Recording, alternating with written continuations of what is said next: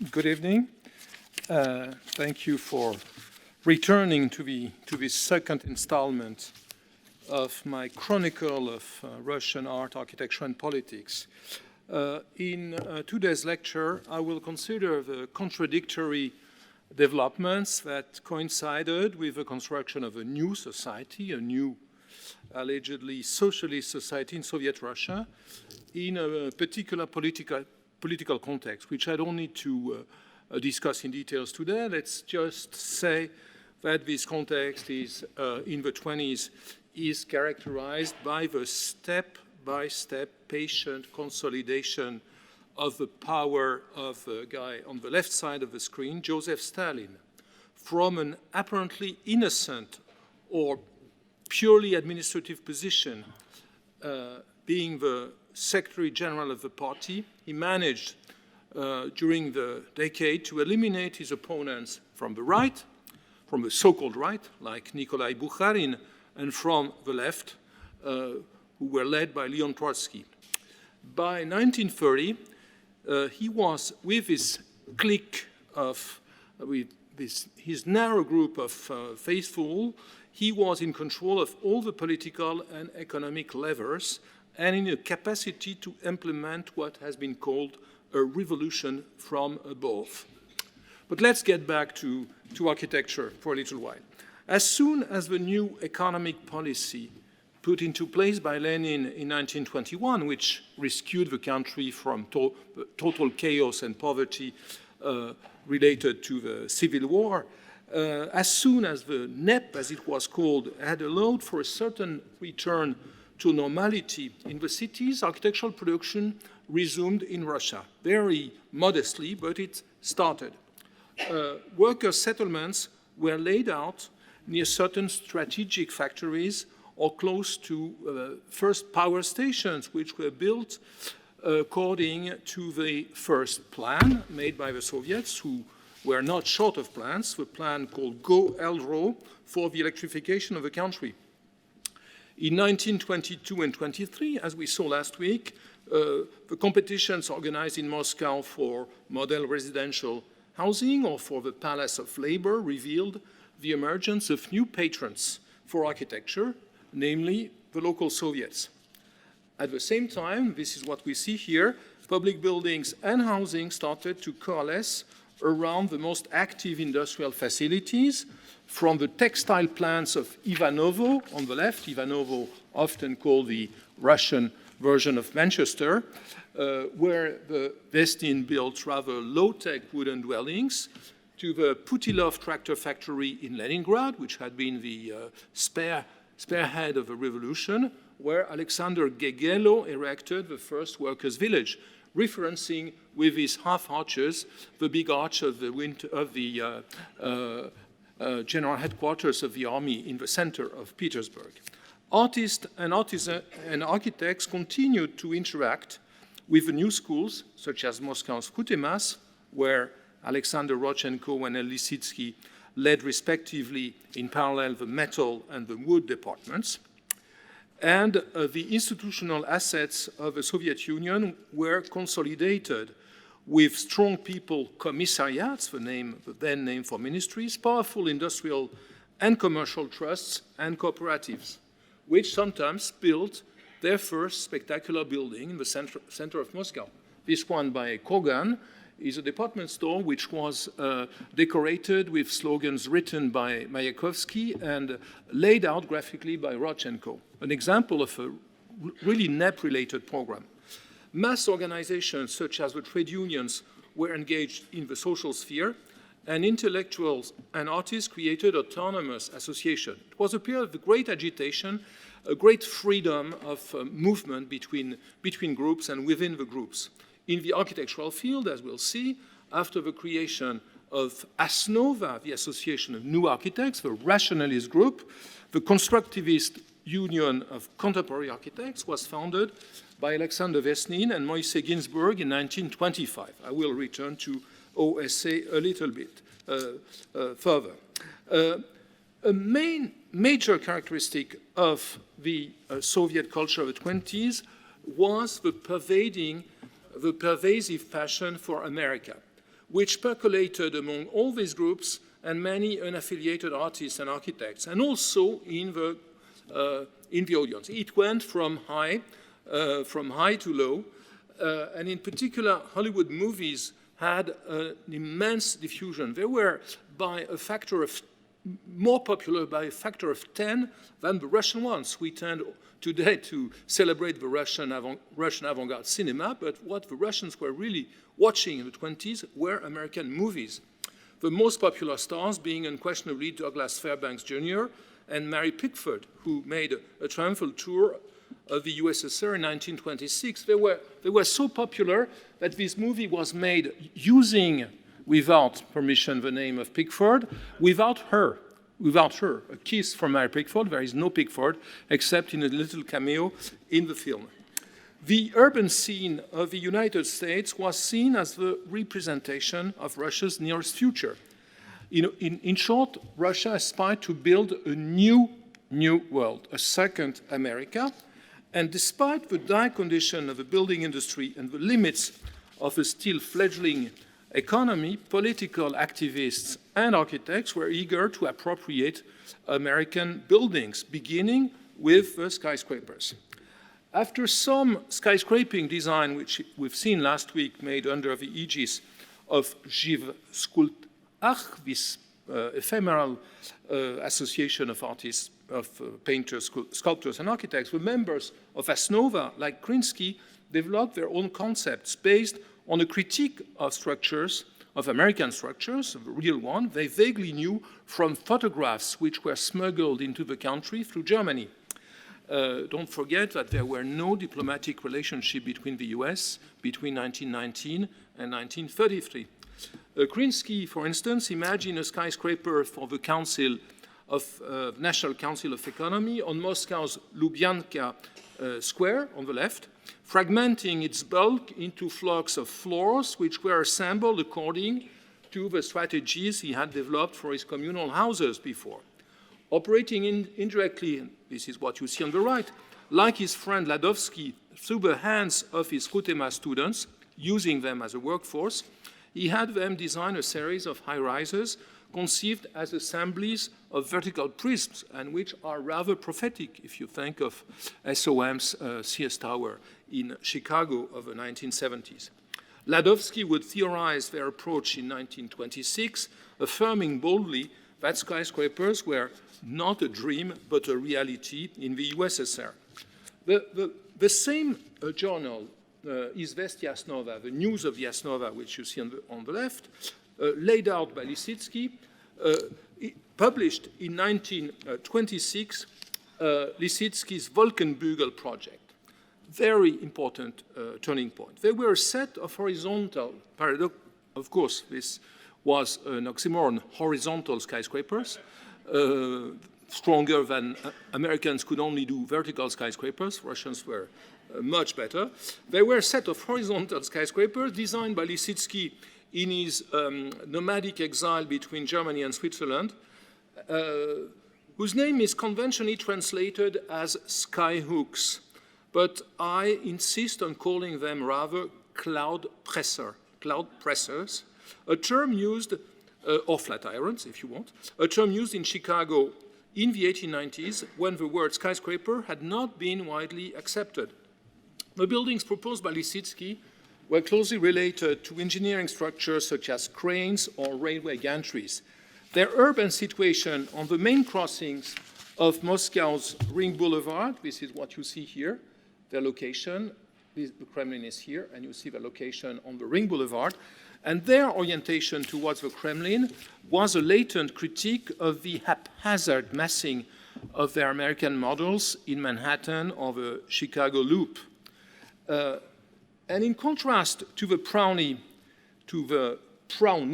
plural of Prown, works which took their name from the contraction of a fragment of sentence, project for the affirmation of the new. So in contrast to the Prowny, I'm using the Russian plural, it's nicer, Lisitsky, which Lisitsky had conceived in the previous years, and which sometimes looked as perspectival representations of possible buildings, of unbuildable buildings, they unfolded the Wolkenbügel on a concrete ground with a scale given by the height of their floors and with a purpose, famously defined by him as the connecting station between painting and architecture, the Prauni, or projects for the affirmation of the new, which were developed under the aegis of Unovis, the affirmation of new art under the guidance of Kazimir Malevich, had been only once transposed in 3 dimensions when Lissitzky had installed his Braunenraum at the Great Art Exhibition of Berlin in 1923. And this is a very important installation where you see little models of possible buildings in some corners of the room. The Wolkenbügel allow for an illuminating retrospective reading of the 2-dimensional compositions the Prauni are. Related as he was to the Berlin circles, a contributor, for instance, to the magazine Gay, Lissitzky could not ignore the photomontage Mies van der Rohe had made on the right of his glass skyscraper protruding from the dark background of the Friedrichstrasse, and even less the photomontage of his concrete office building, which he had published in 1925. So the view he produced from the Wolkenbügel on the left had a similar ambition, persuading the public of the realism of a proposal which had an undetermined use destination, sort of places of interaction, social interaction, and was rather schematically and a little awkwardly connected to an underground railway, which didn't exist at the time in Moscow. The latent relationship with America through the filter of Berlin became manifest in the photomontage Lissitzky's former colleague at the art school in Vitebsk, Kazimir Malevich, made on the background of downtown Manhattan. Here seen in the Polish magazine Presence.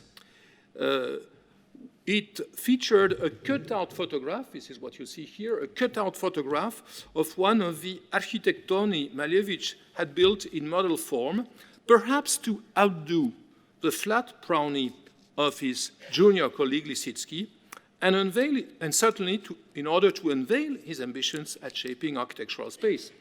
These assemblies of parallelepipeds had no scale, but were unambiguous in their ambition to rise to the sky and to form gleaming skylines. Malevich had admitted explicit interest for architecture, which is revealed, for instance, by his comments on the 1927 exhibition at the Weissenhof in Stuttgart, on which he wrote, and he also entertained a correspondence, which we see here with the editors of Savremiennaya Architektura, the Constructivist magazine. We see this page with Malevich and this fantastic photograph of a very perplexed Malevich looking at the glass facade of the Bauhaus Dessau, not knowing well what to do of it. In a text on painting and the problem of architecture, which he published in 1925, he wrote, quote, "Suprematism has 2 methods of revealing the elements of perception. The spatial method and the easel method, space and canvas, are the places where they appear. So we can say that the architectoni, which we've seen here, index the first method and Lissitzky's Prauni the second, the Wolkenbügel being an exception, as it is indeed quite spatial." In parallel to his design work, Lissitzky pursued his critical writings, commenting on Americanism in European architecture.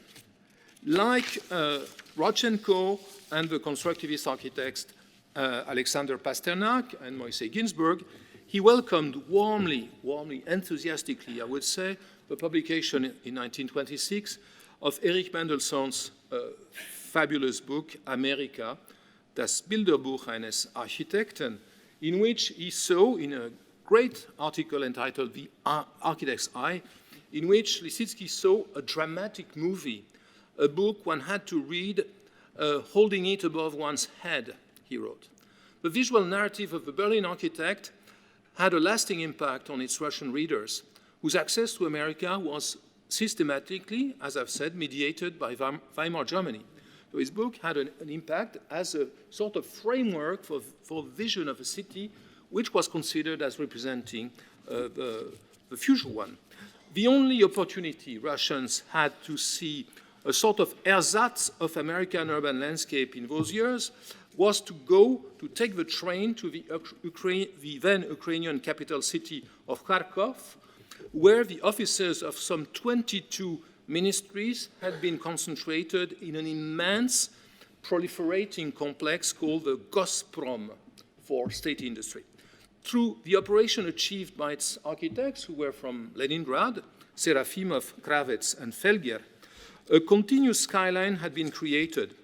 The assemblage of volumes of varying sizes with a diverse form of aggregation could be read as a sort of built architecton. Of course, there are many differences, but when one looks at the assembly of larger prisms here, of smaller one, at the relationship between horizontal surfaces and vertical emergencies, one is tempted to see there a sort of more professional and more realistic response to the challenge of Malevich's works.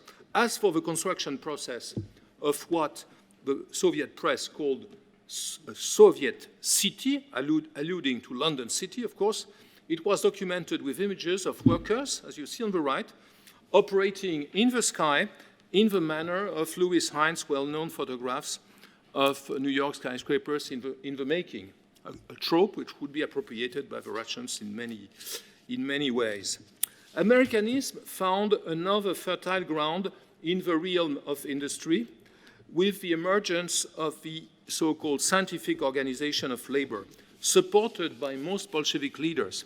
Lenin was very keen at developing electrification, as we know, but also at developing terrorism. And here, it's a little probably boring to look at these Russian covers without images, but what I want to show you is that the Russian translations of Taylor and Gilbreth, one of his partners and friends, were extremely rapid.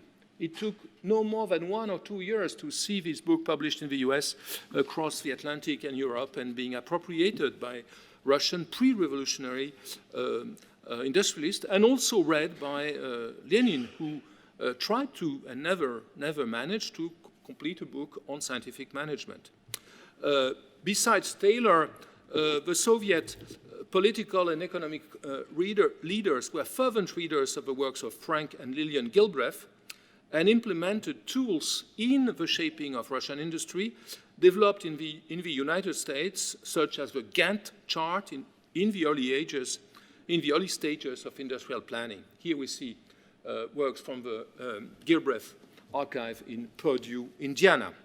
American methods were the main source of the laboratory work developed at the Central Institute of Labor, created in 1921 by the poet Alexei Gastiev, where experiments were organized in order to train a workforce, mainly coming from the Russian peasantry, as the core, and this is an important aspect of the sociology of the 20s, as the core of the historical working class had either perished during the Civil War or had been absorbed into politics. The popularity of terrorism was immense in the entire culture of those years, and reached literature, art, and theater. For instance, with the biomechanic theater of Vsevolod Meyerhold, in which actors were trained to perform standardized gesture based on the observation of the world of production. And you also see that this was spotted very early by Western observers. So this situation, Gastiev himself being present in many conferences on the organization of labor held in the West. Architecture, of course, could not avoid to fall under the spell of Taylor's and Gilbreth's ideas, which had already found a following in Western Germany with architects like Bruno Taut or Walter Gropius. Ginsberg affirmed in the pages of the Constructivist magazine essay that the architect, in response to this experience, should no longer be the decorator of life, but had to become an organizer. That is, a technician comparable to the engineers in charge of introducing Taylorism in Soviet factories. In an illuminating article, illuminating for you because of the images, published in 1928, he discussed two types of representations derived from his readings of Gilbreth and Henry Ford. The motion diagram, or the diagram of movement, and the scheme of equipment, which can be perhaps seen more closely here. So the diagram figures the path of the product, top right, through the sequential stages of production on the assembly line, and the scheme figures the, yes, on this image taken from Bruno Taut, it's probably easy to see how pieces of furniture in the house represent this layout of equipments, this scheme of equipments. The scheme figures the layout of the machines which operate at different stages to generate the product. So one is about flow, the other is about the placement of machines in the shop. For Ginsburg, quote, the destination often defined by a single word, destination of buildings, factory, club, dwelling, etc., must be, after a meticulous analysis, materialized and related by the architect to a precise system of productive and social processes. Productive or work processes are usually identified with the image we have of a factory. Social processes with the image of housing and collective facilities. There is no fundamental difference. In short, a house, Ginsburg goes beyond the famous aphorism of Le Corbusier, the house is a machine to live in. It goes beyond that by saying the house is a factory to live in. Besides commissioning the buildings necessary to its operation, the central state did not, and the party, of course, running the state, did not formulate any explicit expectation for a new architecture. There was no such thing.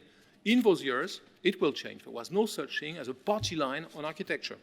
The clear statement in this perspective was a declaration by Leon Trotsky, who wrote in 1923 that its program, the program of this new architecture, quote, would not be the construction of temples, castles, or private mansions, but rather of people's houses, buildings for numerous residents, communal houses, and large-scale schools. And what we see on the poster on the right is this happy peasant woman showing all the wonderful public facilities created by the new regime. Kindergarten, club of the working women, library, etc. The program of the founder of the Red Army, Trotsky, the program he had in mind, had roots in pre-war Russia. And here I want to insist on one aspect of Soviet history, which is now bygone because historians have done their job, which Soviet historians in the old days tried to what I would say, to minimize all the features that related pre-revolutionary Russia and revolutionary Russia, considering that everything had been born anew in 1917. In this field, in pre-war Russia, Narodnie Doma, or people's houses, had been created by several philanthropists, and also in the emigration abroad. One of the stated goals of the Prolet Cult, an organization aiming at creating a genuine proletarian culture, created in 1918, was precisely the building of workers' clubs and communal houses, which became the privileged crates for the birth of a transformed everyday life. The revolutionaries were familiar with 19th century's precedents, such as the Crystal Palace described in 1863 by a utopian novel entitled What is to be Done, written by Nikolai Chernyshevsky, which was one of the great reads of every progressive intellectual and person in Russia. They were familiar with the utopias of Charles Fourier and his followers. And some of the early communal houses, such as the one you see on the right, were even called in the years following the revolution, phalansteries after Fourier. Although not unprecedented, these programs were advertised as a new concept in 1927 by Moise Ginsburg, who wrote, using an image borrowed, a term borrowed from the semantic field of electricity, which was immensely popular in post-revolutionary Russia, he used the term of condenser, connotating the ability of buildings to intensify the reconstruction of everyday life to which part of the Bolshevik leadership aspired. Ginsburg wrote, "Our work must lead to the creation of the social condensers of our time. They represent the true goal of constructivism in architecture. We have to pursue and deepen research on new types of housing, on the specific problems of public buildings, and on urban planning in order to shape these condensers." In front of these new expectations, the competing currents inside modern architecture proposed their respective responses during the second half of the 1920s. During the NEP, the New Economic Policy, and the initial phase of the five-year plan engaged in 1928, nothing seemed very different from the West. Soviet cities were reshaped according to a factory-centered principles around the factories, a little bit like Western industrial cities, and we're not losing the view of the models followed by Western local authorities or cooperatives. Close attention was devoted to Berlin, Frankfurt, or Vienna. The main difference lied in the more advanced collectivization of the common facilities and services, as shown, for instance, in the schemes built here in Moscow on Usachov Street or at Shabalovka. Yet the accent put on collective services was not considered as sufficient. And unprecedented types of structure were imagined to create the spatial frame of a new way of life, which was first based on the rejection of a traditional family nucleus, on the idea that family was oppressive. Second, on the development of advanced form of collective activities, including the collective education of children in boarding schools. Whereas the buildings devoted to the local Soviets, to the administrative buildings, were not fundamentally different from those of conventional European city halls, and I won't discuss them today, workers' clubs and communal houses allowed for the deployment of novel, fresh architectural strategies. Although their denomination was borrowed from an institution of the British ruling class, the club, the clubs materialized the demonstrative drive present in the pre-revolutionary people's houses, which had appeared in Russia on the wake of their Belgian, German, Swiss, or French precedents. We see on the left the one built by Ivanov Schitz in Moscow, which was one of the great places of theatrical innovation before 1914. The monumental presence of these clubs, and we see on the left how they were advertised, was meant to shape the spatial and visual center of working-class neighborhoods, calling for spectacular architectural solution. Erected thanks to the initiative of professional unions, of factories, of local Soviets, the clubs had a mission that expanded well beyond the simple response to functional expectations.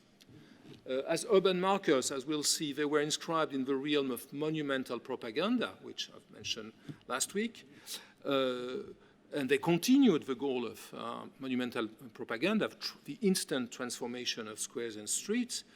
They belong in this respect to a sort of architecture parlante, of talking architecture, like the one of Ledoux or Boulez.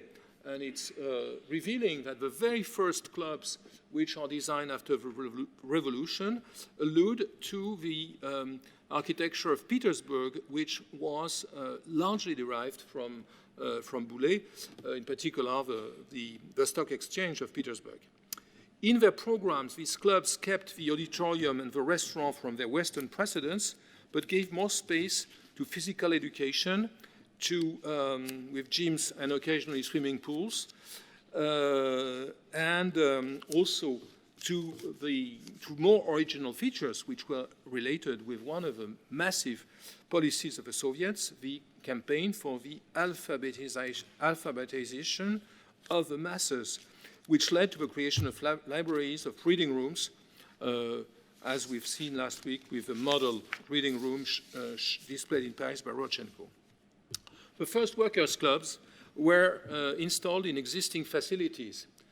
This was the case of a synagogue in Minsk, or the transformation, which we see here by Leningrad constructivist Nikolsky, of the Church of Saint Nicholas, the Wonder Worker, into a club for the Putilov factory. Look at what has happened here. All the superstructures have been erased and replaced by this glass prism, and we see that the lines of the building are completely redrawn, and that super graphics clearly indicate its purpose. So it's an interesting case of architectural masquerade. Hundreds of new facilities were built in the Soviet Union, which sometimes took an exemplary value as monuments in the eye of inhabitants and visitors. The Zuyev Club for the Municipal Workers of Moscow is among the most original ones, built between 27 and 28 by Golosov on a corner lot. It is conceived as a hinge for the entire block, articulates the two sides of the block with the glazed cylinder of its staircase, which operates both as an urban device and as a vitrine in which, as you can imagine, the continuous movement of its users between the activities housed in the building is staged. Melnikov, who had lost the competition for this club, became the most prolific architect for such programs. Melnikov, who was, I need to say a couple of things about him, he was a total individualist on the Russian architectural scene. He, at some point, flirted with the rationalists. At some point, he flirted with the constructivists, but remained stubbornly autonomous. And I have a little anecdote. I've shown you last week a picture I took of Melnikov when I visited him in '73, 1 year before his death. And I nearly missed the encounter because I had made the mistake. When he asked me, young man, what are you doing here? I told him that I had a passion for constructivism. And he told me to go away, young man.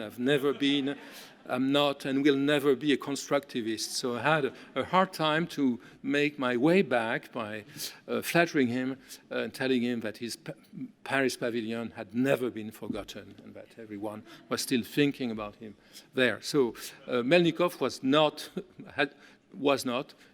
and will never be a constructivist. Although there are sometimes, he had, for instance, an interest for movement, for mobile features, which can be related to the early constructivist projects, the one I've shown you last week. He became the most prolific architect of these programs, thanks to the 5 structures he managed to build in a matter of 2 years, never indulging in the repetition of their basic shapes and interior configurations. Each one of them proposed a unique principle for the articulation of its urban interface and its functional components. To the compactness of buildings like the one of Golosov, Melnikov opposed shapes that were sometimes disarticulated, as in the case on the left of a club built for the leather goods factory Burevyesnik, designed to be, and we don't see it very clearly, designed to be adaptable to a wide range of performances. The main room was initially meant to be superimposed to a swimming pool. It found and finds still there an extension with a glazed volume, which has a flower-shaped plan and becomes a monumental advertising for the entire building. On the right, built for the workers of the chemical industry, the Caoutchouc Club is more restrained, with a triangular main auditorium contained in a wide cylinder in the back here, flanked by the narrow one of the entry pavilion. In the suburbs of Moscow, on the left, the club of the Dulyevo China factory features a radio-concentric composition. Very interesting because of the auditorium, which has mobile rotational flights of seats here. So it's very interesting configuration, around which all the facilities for the various amateurs, circles and activities are located. On the right, this Svoboda Club for the chemical industry workers is a scheme in which the rotational device is tilted and in which the auditorium is inscribed into this horizontal cylinder suspended in the air, carried on air, basically. There is no structure here, and held by two parallelepipeds on both sides that operate as sorts of bookends. Flexibility is also the main theme for Melnikov's most spectacular creation, the Rusakov Club for streetcar workers here. The triangular theater, which gives its shape to the building, is prolonged by 3 cantilevered volumes, which allow for the adjustment of the number of spectators. They can be closed inside, and produce a strong visual effect on the exterior, which has very often, well, at Frederick Starr, the remarkable Frederick Starr, was the first one to make this point. It has been often compared to the little sketch of Mendelssohn on the right, which Melnikov could possibly have seen in a German publication. The wide range of solutions imagined for fundamentally similar programs expressed the interest of Melnikov for the theatrical experiments of the avant-garde, and he would later make a fantastic project for a rotating stage on the occasion of a competition held in Moscow in the early 30s, which I will probably mention again. Melnikov had continued to experiment with mobile kinetic features while keeping the worst relationship with the architects who had been the pioneers of such an approach, the constructivists, as I've said. In 1925, the creation of the OSA, the Union of Contemporary, I repeat, not to say modern, a term which was forbidden culturally, not politically. The Union of Contemporary Architects, led by Alexander Vestines and Moise Ginsburg, contributed to the marginalization of Melnikov, considered as an incurable individualist. But their work led to a fertile season of collective experiments, which found a home in the studio of Vestines at Frutemas, where young Ivan Leonidov was a student, and it also found a public platform in the magazine Essay, published from 26 to 30. The members of OSA also participated to the design of marking clubs. The Vestines Brothers worked at defining types which could be repeated and built several clubs, which I can't show today, within this short amount of time. They built remarkable clubs in Baku, where the oil money allowed for intense construction. A disciple of Vestines at Frutemas, Leonidov imagined in 1927 for his thesis a Lenin Institute, building called the Lenin Institute, which was a hybrid or a combination between the program of a library and of a concert hall, and can be understood as a sort of mega club with the elements of which being dissociated. The working model, and here we see, we meet an interesting example of interaction. For its lower part, bear an obvious resemblance with Lisitsky's Prawn RV of 1922, not 23. As in the canvas, the black circle, which you see here, is related to the intersection of two long bars. Leonidov's models putting in evidence the spatial intersection of the bars, which can only be deduced on the right from the pattern of the shadows featured on the painting, on the painting and brought to the background of the canvas, or from the axonometric representation of some other bars, some other forms here. In the development of a project, the black circle will give way to the sphere of the Congress Hall, which you see on the left, located close to the intersection of two of these bars, this time recalling one of the small compositions, this one here, namely this one, which was featured in Lissitzky's 1923 Berlin Braunenraum. Since the project was supposed to vouch for the architectural competence of Leonidov, the structural devices necessary for holding what you see on the left in the air the sphere and for stabilizing the vertical bar containing the library had to be represented, and he suggested what you see here, a cable structure for the former and a slender exoskeleton for the latter, indulging, obviously, in what Lissitzky will call, ironically, radio romanticism. He also added to the scheme a radio transmitter, also braced by cables. Leonidov, and here we see more of these antennas and these cables and these radio romantic features. He used these features in his theoretical project for a club of a new social type on the left, which combine on a vast surface square circles, ovoid domes, and antennas, against bringing to mind some elements from Lissitzky's Brownie. His contribution to the competition organized in 1930 for the Palace of Culture of Moscow's ZIL, Moscow's automobile factory, deploys on an even wider area a glazed pyramid, a dome, and a volume with a square plan, again with an added antenna. This project is interesting. It represents, together with some planning schemes I will mention later, the de-urbanist plans of the constructivists, a phase in which the younger members of the group have a definite tendency to disseminate the elements of the programs. They not only disarticulate them, they completely dissolve them into the territory, in particular, Leonidov. The winning entry in this competition for the ZIL Palace of Culture was designed by the Vestines Brothers. It remained within the framework of conventional architecture, even if it featured ribbon windows, which you see here, pilotis, flat roof with a garden, borrowed from Le Corbusier's famous 5 points of a new architecture, which had been brought to the attention by Современная архитектура in 1928. You see here these 5 points illustrated by the Stuttgart houses of Le Corbusier, built in 27. And here the connection between Vestines and Le Corbusier is really a fundamental one. In his very interesting polemics with Czech radical critic Karel Teige, Le Corbusier will use the name of Vestines, will try to introduce himself as a follower of Russian constructivism.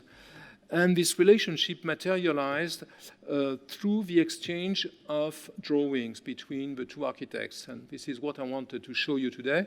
On the left, 4 drawings which I've found in Moscow, which were given by Le Corbusier to Vestines in 1928 or 1929.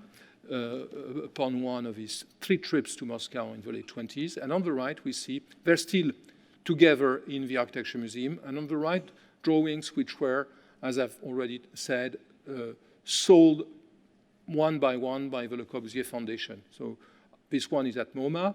As we know, this one is at the Thyssen-Bornemisza in Madrid. And I don't know where these ones are. Maybe someone here knows. And it's interesting here that both architects who had a background in painting and were excellent and ambitious painters exchange art drawings and not architectural drawings.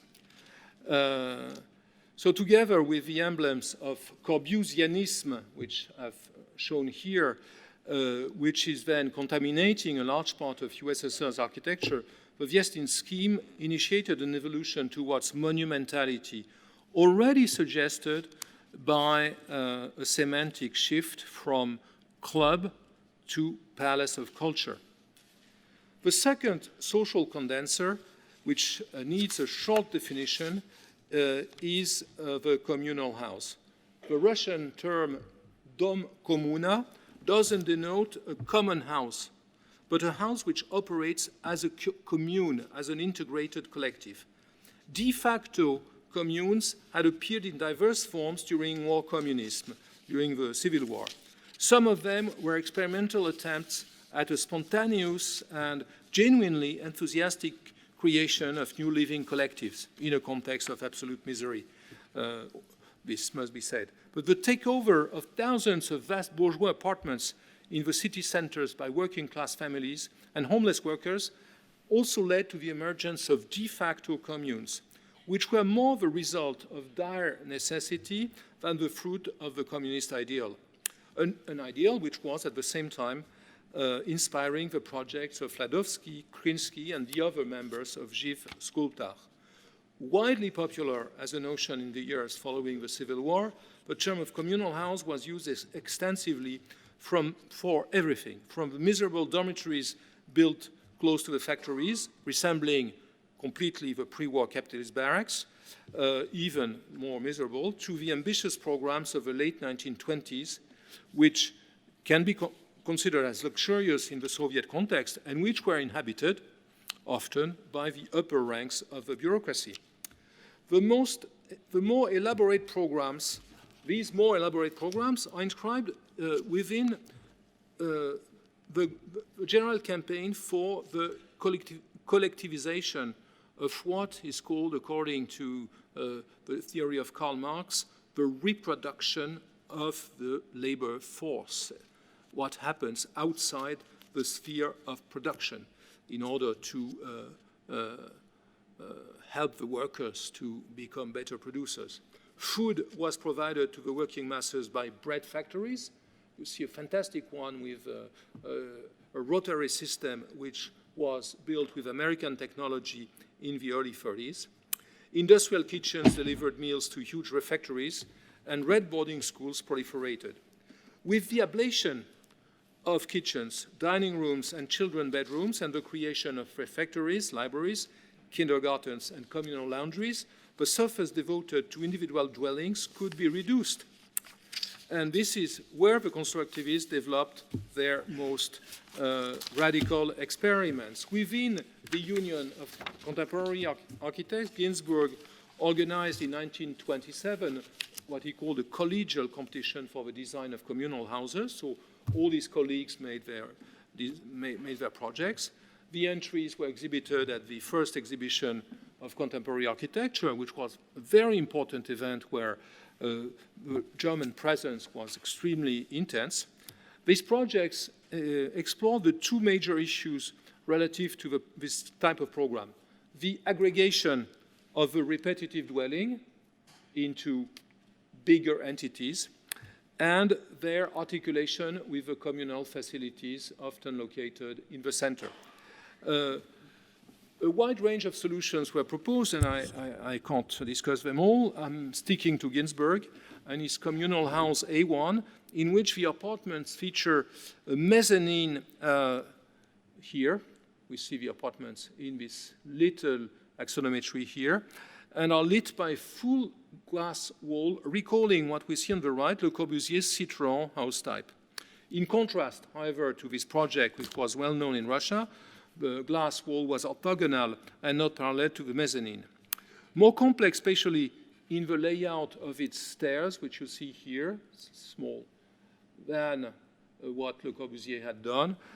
This first response provided a base for Ginsburg's most refined response to the program of the communal house, which will be now the center of my story. Among the residents of the apartment house built on the left by Ginsburg for the Gosstrach, the state insurance company, was the People's Commissar for Finance of the Russian Revolution, Nikolai Milton, an old Bolshevik from Petersburg who had a very strong interest in architecture. This building on the left was, by the way, discussed by Alfred H. Barr when he traveled to Moscow in the late 20s, and he considered it as more interesting than other more radical buildings. He had not an extremely sophisticated taste for architecture at that time, but was interested, as it has been studied recently, very interested in the Russian architectural scene. Milutin commissioned Ginsburg to build, together with Ignaty Milinis, a young member of OSA, a communal house located in the center of Moscow, meant to host the staff of the commissariat of Milutin, the Narkomfin. The building was meant to be an intermediary type, allowing for the transition from conventional apartments to minimal dwellings associated with a new collectivized way of life envisioned in a not-so-distant future. The assimilation of Le Corbusier's tropes is further developed in respect to what we've seen before, as the 5 points are present in the completed buildings carried by pilotis, which were only been reopened very recently, covered by terrace gardens. It is lit by infinitely stretched ribbon windows, while plants and facades are freely laid out thanks to the concrete skeleton. The relationship to Paris is far from being the only transnational pattern perceivable in the building, and I will mention a couple. Deployed on 2 or 3 levels, the living cells have been conceived within Stroykom, or the construction committee of the Russian Federation, by Barsht, Vladimirov, and Vellman, all very young constructivists. Their features were determined by an explicit interpretation of scientific management, as you see from the diagrams here, in particular this diagram in which we see flow, the motion, the diagram of motion and the scheme of equipment, which are articulated together. The methods derive from the motion studies of the Gilbreth, which had been discussed by Ginsberg in essay, as we know. They were applied to the design of the apartments in order to define the minimum space necessary for the everyday movements of their inhabitants. And we see on the right the types of equipments, of folding equipments, which were considered as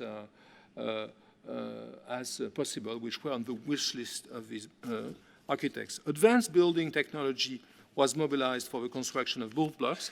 And here it is important to mention the fact that these buildings were well built, that the Russians imported high-quality building materials and equipment from Germany. So this architecture was not built with the very poor means which will be later used in the mid-30s. Hollow cement blocks made in Germany were imported. Insulation panels known as Heraklit, made out of wool, were also brought to Moscow. The color scheme deserves a particular attention. Experiments with bright external colors had not been made in Moscow before, not widely at least. The Narkomfin reveals the interest of Ginsberg for the use of color, not understood as a superficial addition to the buildings, but as a fundamental component of their psychological effect. Ginsberg had visited the Dessau Bauhaus in 1927 and had been particularly impressed by the color scheme conceived by Hinok Shepa for the outside and the different wings of the school building. Shepa was a student who had become the head of the painting studio, the wall painting studio at the Bauhaus. This drawing on the right is very interesting as it shows the color coding of the different components of the Bauhaus building, from the wing with the workshops to the residential block on the side. Ginsberg gave an account of his visit to Dessau in an issue of Современная архитектура in 1929, which also featured a series of plates on the left devoted to Fernand Léger's paintings, not wall paintings. And the discussion of Léger is interesting. The editors of the journal, i.e. Ginsberg, feel the need of explaining why they're showing what is, as they say, a bourgeois easel painting. But a bourgeois easel painting which is rich in its potential for inspiring a Bolshevik polychromy. And this, what you see on the right, is an example of how Ginsberg understood this Bolshevik polychromy, the interiors of the government house he was building in those years in the Kazakh capital of Alma-Ata. In parallel to these reflections, Shepa, who had become, in the meantime, the head of a painting studio of the Bauhaus, had been invited to Moscow, where he stayed from 29 to 31, becoming a consultant for a sort of contracting firm specialized in painting. He worked during 2 years on color scheme for housing projects. You see on the right what he did for the Shabalovka housing scheme built by Nikolai Travin, for which he, as you see, he created a system which was giving unity and in a way exaggerating, stretching the lines which were relatively vertical of the scheme. For the Narkomfin, Schepper's contribution was double. In the spirit of his ideas for the Bauhaus, and these are plates from an article which was published in Moscow in 1931, on the left, he developed a scheme for the long corridors leading to the apartments, proposing to paint, this is what you see here, for instance, the entry doors alternatively in white and black in order to give to the inhabitants a better perception of their individual entries so they wouldn't get lost in the long corridors. For the apartments, he designed specific painting schemes dealing with each of the cells, principally the K and F types, having the perception of the occupants in mind. And this is an interesting twist in the discourse of the constructivists and of Ginsberg in particular to take into account perception during those years. The former ones, the K types, which you see on the right, interesting representations of inverted axonometries which show you the ceiling. Ceiling is a component of architecture which is in general ignored or left to, well, not exactly to chance, but left considered as a reflexive surface without any potential meaning. Here, the ceiling takes a very strong status.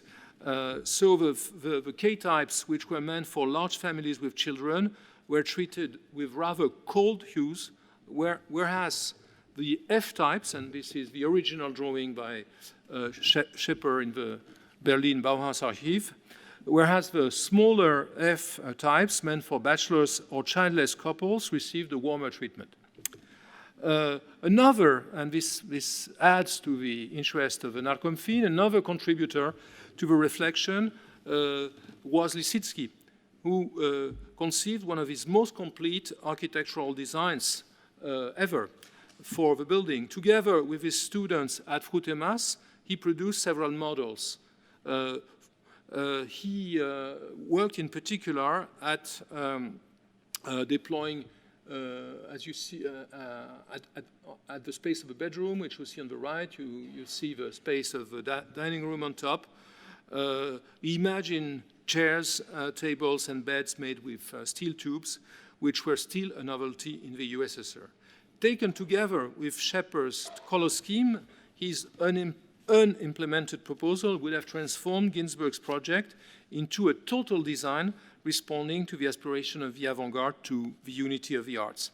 Interestingly, the only inhabitant who was able to fulfill this aspiration was the boss, the commissioner of the building, Milutin, who occupied a penthouse on the top of the building, in which he himself defined the colors and for which he himself built his furniture.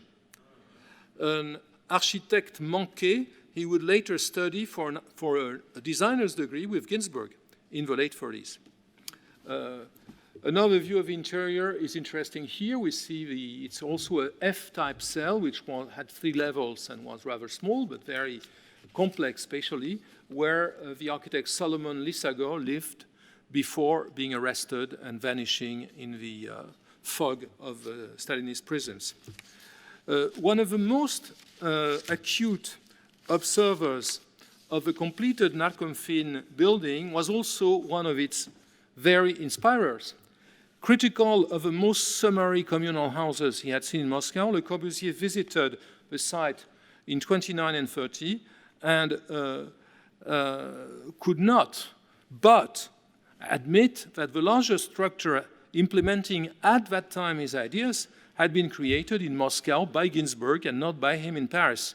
So all he could do was taking back with him blueprints of the building, which are now in Paris, which contributed to the development of his own unité d'habitation. Other significant communal houses were built in the capital and in major industrial centers. the constructivists Barthes and Pasternak completed another scheme in Moscow, which was meant for artists and intellectuals, more than bureaucrats. With Pasternak, Ginsburg built in Sverdlovsk, here, the capital of the industrial region of the Urals, a much larger ensemble than Narkomfin, in which a massive communal house, which is to be seen which is on the left, we see tangentially, is combined with conventional building slabs. Communal houses were also built for specific residents, young workers, or students. Here in Moscow, Nikolaev, who was also a member of OSA, built for the Textile Institute a long slab featuring very compact cells. You see them on the right on this rather marvelous cartoon. Here you see the cells, which were reduced to the dimensions of railway car cabins. All these floors were accessed by this ramp, a triangular ramp, which was in one of the corners of the scheme, and articulated with a building which had very, very generous collective facilities. Within the framework of a 5-year plan, and I'm coming to my conclusion, an ambitious campaign was engaged for the creation of new industrial towns, which provided an ideal testing ground for collectivized living out of necessity in most cases, or out of design. The Vestines Brothers imagined in 1929 for the new industrial city of Kuznetsk impressive communal houses, which you see here, see the general plan, based on an H-shaped plan, in the center of which, this is the plan, you see the center here, the main services were located, while schools and kindergarten were autonomous entities plugged to the residential wings. The enthusiastic, so it never built. It's one of the largest communal houses ever planned. At the same time, the enthusiastic younger member of OSA proposed extreme projects in which every moment of each day was precisely timed as in a military barrack. This is in SA, the project by Kuzmin, so residential towers, communal facilities which are very generous, and on the right you see the number of minutes necessary for each daily task. So here the reconstruction of the everyday becomes a rather frightening Orwellian project. And with this absurd slogan, the music of the future, which looks very much like sounds very much like a march. In these communal schemes, collective single-sex bedrooms were assembled, to which several doubles, so-called doubles, were added to allow periodical sexual encounters. Everything very closely planned. In response to such naive and even, I would say, dangerous views, and also in reaction to the practical defects of the built schemes, Ginsburg wrote in 1929 an article entitled "We've Heard," in which he took a clear distance in respect to an excessive implementation of fully collectivized housing. And the later projects of the constructivists went, as we'll see in a minute, into a completely different direction, proposing a no less extreme decentralization of cities and housing. On the political side, which you see on the right, the Central Committee of the party put a definitive end to these experiments with its resolution of May 1930 about the work on the reconstruction of the everyday, which condemned the half-fantastic proposals of a series of planners and architects called opportunists and adepts of radical left phraseology. Published in the pages of Essay, prudently by Ginsburg, the resolution considered, quote, that, quote, utopian undertakings would represent an enormous waste of available resources and discredit severely the very idea of a socialist reconstruction of a way of life. In the following years, the ubiquitous общежитие, basically a dormitory, very, very, very rudimentary, would be the simplified prosaic avatar of a communal house for millions of citizens. The division of apartments into forced communities being the other posterity of a remote ideal, of an ideal which could not be attained. It would take Nikita Khrushchev's though, to allow for a revival of the communal house ideal, which you see here. The architect Georgy Gradov, who had been one of the agents of de-Stalinization in the discipline, submitted projects for large-size schemes, see on the left, and his colleague Nathan Osterman managed to build in Moscow the House of a New Daily Life, an explicit reminder of OSA's experiments with, again, small apartments and large communal facilities at the bottom. In 1930, the OSA became SAS, S-A-S-S, or Architects Sector for the Construction of Socialism. By then, the self-criticism of Ginsburg, the article I've mentioned, had led to a complete change of perspective within the intense debate opened about the shape and size of the future Soviet cities. While the construction of high-rise structures was beginning to be seriously considered, the constructivists imagined no less than the complete dissolution of cities. Their first foray into this idea was Ginsburg's and Barth's entry in a competition held in 1929 for a green city. The idea, this is Moscow, the idea was to build a sort of satellite city where by shifts the worker would go and rest one day a week. So imagine the logistics meant to move hundreds of thousands of people there. Instead of laying out a cluster of buildings like the other competitors, the constructivists disseminated the residences and the services among the woods. This proposal was met with much irony by Le Corbusier, who was in close contact with Ginsburg and wrote to him a very scathing letter, also publishing this caricature mocking the idea of désurbanisation, of de-urbanization, showing this rather lost character under a tree. In 1929, under the spell, and 1930, late 29-30, under the spell of the charismatic sociologist Mikhail Okhitovich, a more advanced expression of the strategy now officially called de-urbanism was shaped as an entry in the, as an entry in the competition for the master plan of the industrial city of Magnitogorsk in the Urals. Interestingly, Magnitogorsk, a steel-producing factory, was based on an American model. The model which was copied was Gary, Indiana, and engineers from Gary, Indiana were brought in masses to build this city. So the Russians built Detroit in Nizhny Novgorod to produce automobiles with the help of Ford. They they also created what they called the Siberian Chicago in Novosibirsk, and they had their Gary, Indiana, in the east. Instead of proposing the plan, what you see on the left, the plan of a city, this is here the city and the industries are nearby. Instead of proposing the plan of a city with its functional zoning, its main public spaces, and its housing neighborhoods, as the other competitors like Ernst May, German planner Ernst May did, the SAS team engaged with a vast surrounding territory. You see that there is no city, clearly. The city of May is here. You see the industry, but there is no longer a city around it. So on this vast territory, individual houses were located along a set of radiating rows. The social services were distributed in a so-called objective manner according to mathematical laws.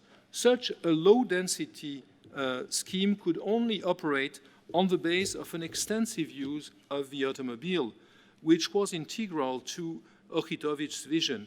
His inspiration was totally self-confessed, he wrote about it, was Henry Ford's 1922 project for a linear city alongside the Tennessee River at Muscle Shoals, were well known by the Russians through the translation of Today and Tomorrow, Ford's book, Ford's second book. The popularity of Ford, it must be said, was so immense at that time in the Soviet Union that Morris Henders, an American journalist, reported having met peasants who knew well, the name of the man who was making iron horses, as they called him, but not the name of Stalin and other rulers of the state. So the reference to Ford was acceptable by everyone and was considered as a very positive thing. But the car-driven principle of the Magnitogorsk project could also attract scathing critique. Here we see a chunk of one of the roads, a little individual house designed by Ginsberg, who had completely deserted the field of communal houses to imagine this sort of mini Villa Savoie built in the fields. Whereas, this project attracted scathing critics for one particular reason. Whereas the United States had produced close to 3 million automobiles in 1929, the Soviet output was not larger than 2,500, so 1,000 times less. The policy outlined in May 1930 by the Central Committee had found an easy target, and Okhritovich, whom you see on the right, who had been close to the Trotskyite opposition, would be arrested and executed during the purges, symbolizing tragically the demise of the anti-avant-garde. This regressive process would, however, not be immediate. It would develop during an entire decade, and this is what I will discuss in my next and last lecture. Thank you.